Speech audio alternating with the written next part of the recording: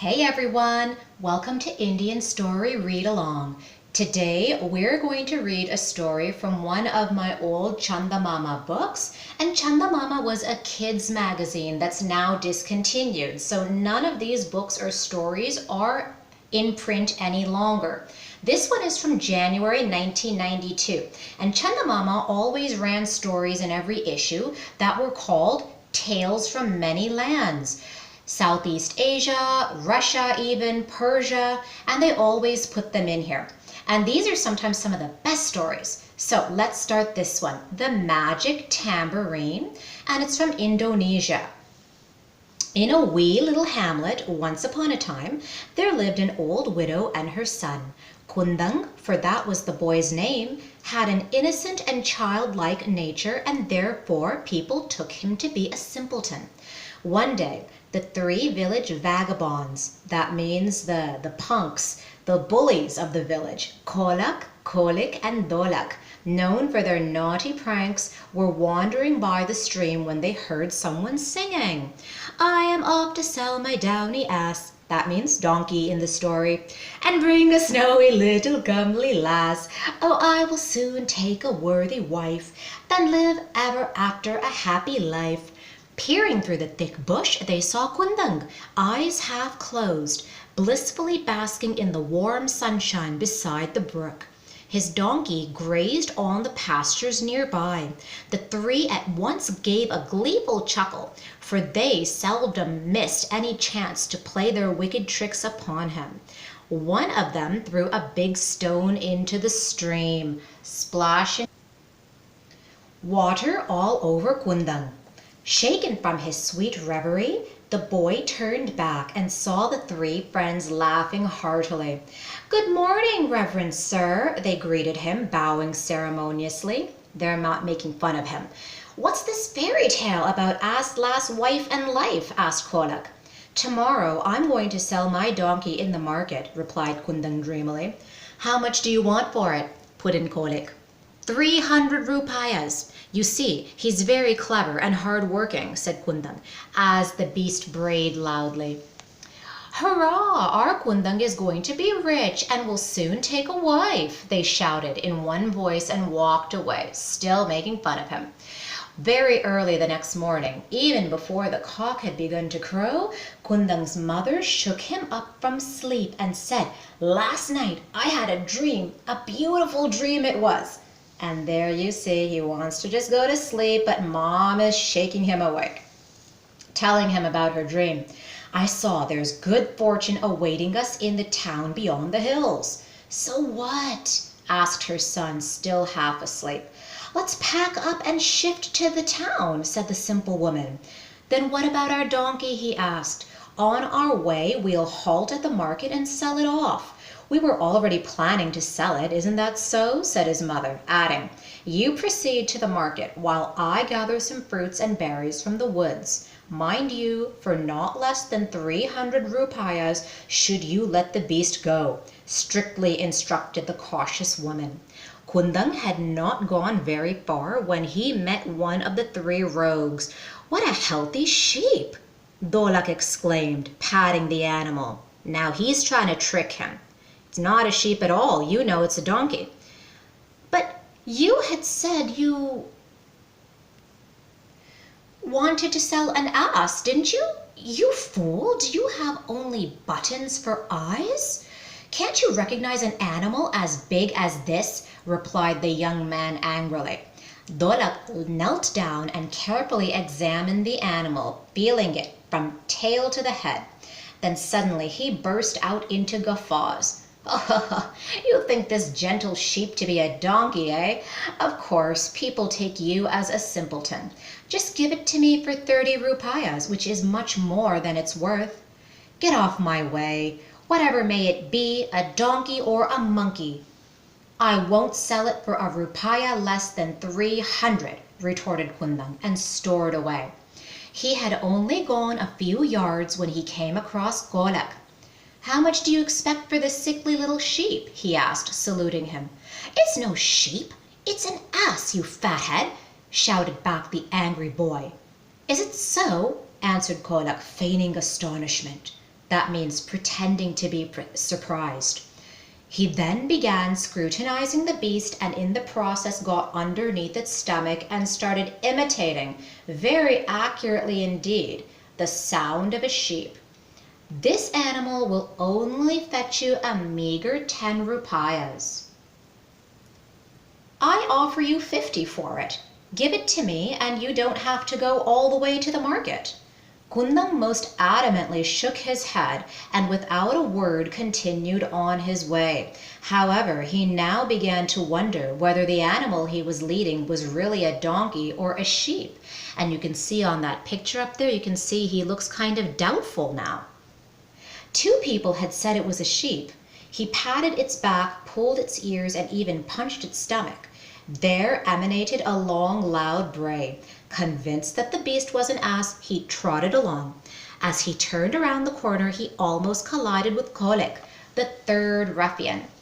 My good friend, tell me how much you want for your little lamb. I'll buy it right away, he said in an assuring voice. This was rather too much for the poor boy. He began to have grave doubts. How could his donkey change into a sheep and he couldn't make out the difference? 300 rupayas is what I want for it, not a rupaya less, he sternly replied. What? A good-for-nothing creature and you're demanding a fortune for it? Rest content with 50, which is far more than this animal will ever fetch you, said Kolek with a gesture of finality. You nincompoop, just get lost and leave me in peace, Kundang shouted furiously. But alas, his mind was in utter confusion. He had to find a good buyer for his donkey, or whatever it might be. And he was thus thinking, the 3 companions once again appeared and pressed him to part with this animal. He most vehemently refused, but they threatened him with dire consequences. That means they bullied him. Some passers-by who had stopped to see what the commotion was all about whispered to Kundang to agree to the bargain. These ruffians are dangerous, they warned, and quickly disappeared from the scene. So poor Kundang was compelled to part with the beast for a meager sum. Sadly, he wended his way to the banyan tree where his mother waited for him. She was happy to see her son return so soon, and without the donkey. Son, you must have surely got a good bargain, she said cheerfully. But when she counted the money that her son handed her, her face darkened and she shrieked in anger. What? How could you give away such a young and handsome donkey for only 50 rupayas? Now go back at once and either return with the beast or with the whole amount. Kundang plodded toward the market again. He scolded himself 1,000 times for having given in to those great bullies. But what could he have done? Suddenly, a brilliant idea flashed in his mind. With brisk steps, he hurried to the old hawker and bought an ancient tambourine. Then he went to 3 shops and showing the tambourine to their owners, told them something in confidence. He has a plan. Then he went to see the bullies. The 3 ruffians were rather surprised to meet him merrily whistling with his chin up and a faint smile playing on his face. Hello, Master Sheep Seller. You seem to be in high spirits today, they said, walking up to him. Come, my friends, come. Let's celebrate in honor of this magic instrument, he replied, leading them to a snack bar. The 3 silently followed him. Gentlemen, enjoy yourselves. I'm so happy today. Getting rid of that weird animal, which was an ass, but which turned into a sheep, has indeed brought me good fortune, he said in a sing-song manner. The 3 companions, surprised and amused, ate to their heart's content. When they had finished, their host summoned the shopkeeper and asked how much he owed them. 10 rupayas only, came the reply. Kundang smiled, and no sooner had he nodded and played a rhythmic beat on the tambourine than the owner at once exclaimed, Thank you, sir. Come again. Kundang's 3 guests only gave a blank look at each other. He thought he had been paid even though he hadn't been. Then the peasant boy led them to a fruit vendor. Once again, not only did the three fellows stuff themselves, but filled their bags too. Their host, as before, played his rhythmic beats, whereupon the seller said, "I hope you and your friends enjoyed my juicy fresh fruit. Goodbye." He also thought he had been paid, but he hadn't. Next, they halted at a stall selling hot creamy milk. They drank, and then Kundang beat the tambourine, and the vendor smiled and exclaimed, "Thank you, thank you." The three friends, who were now unable to contain their curiosity, asked, "Well, how is it that you don't ever have to pay the bills?" "Haha, this is a wonderful tambourine I happened to come across most unexpectedly. Its jingling sound makes people think that they have already been paid," replied Kundang with a laugh. "Of course, it works only once a week," he added.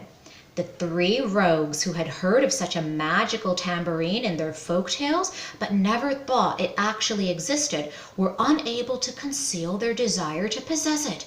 "Dear brother, why don't you sell it to us?" they asked. "No, never shall I part with it," Kundang firmly replied. "We offer you 100 rupiahs along with your beast," said one of them, thinking that getting rid of the animal will at least bring them some luck. "What, only 100 for the most valuable thing in the world?" exclaimed the farmer boy. "Another 200 then," added the second friend. No, I'll accept nothing less than 4,000 rupiahs and a pot full of silver pieces," answered Kundang with firmness. Wherefrom will they gather so much wealth? So, selling whatever little property each of them had, thinking that they would easily make up for that loss later, they paid the demanded price in exchange for the tambourine. They also did not forget to hand over the ass, for Kundang had become lucky only after parting with the animal. There they are with the tambourine, thinking that they had gotten a deal. Now, Kundang headed straight to the three shops, whose owners were in fact his good friends, and he cleared the dues. He paid them what he had owed them for all that food. Then he hurried into the joyous arms of his mother. They had enough to start their life anew in the town beyond the hills. As for the donkey, he was destined to live with them, they thought. The three companions waited for a week to work with their magical instrument. All agog with excitement, they marched to a posh restaurant and ordered many delicious dishes. Having eaten, they sat back in their chairs with an appeased look. "Waiter," called one of them, "may we have our bill, please?" 65 rupiahs, sir," came the reply. Dolak nodded his head, as he had seen Kundang do, and played on the tambourine. But the waiter only stood silently, without uttering a single syllable. The three friends wondered what went wrong. "Perhaps I played it too softly," thought Dolak, and began shaking the instrument very hard indeed. "Pay up, gentlemen, and don't disturb the others," said the manager. "But we have no money with us. This music is—" they stammered rather nervously. That immediately brought the owner to the scene, who beat them black and blue and threw them outside. You can see down there that picture. "You rascals! Not a farthing on you, and you're behaving like kings?" Dazed, the three companions sat gloomily for long. "Let's find out the wicked chap," they at last said, getting up. But where was Kundang? A week had passed. He and his mother and their priceless donkey had settled down in the town. Kundang had started a business and was beginning to do well. The end. Oh, I love those stories where you find the little guy gets back at the big guys, the bullies. This story is retold by Anup Kishore Das. So this was a really fun story. I hope you're going to join us again next time. If you liked this one, why don't you subscribe, and then you'll be able to get notifications of future videos that we put of other stories. And we want to see you again on Indian Story Read Along. Thanks so much.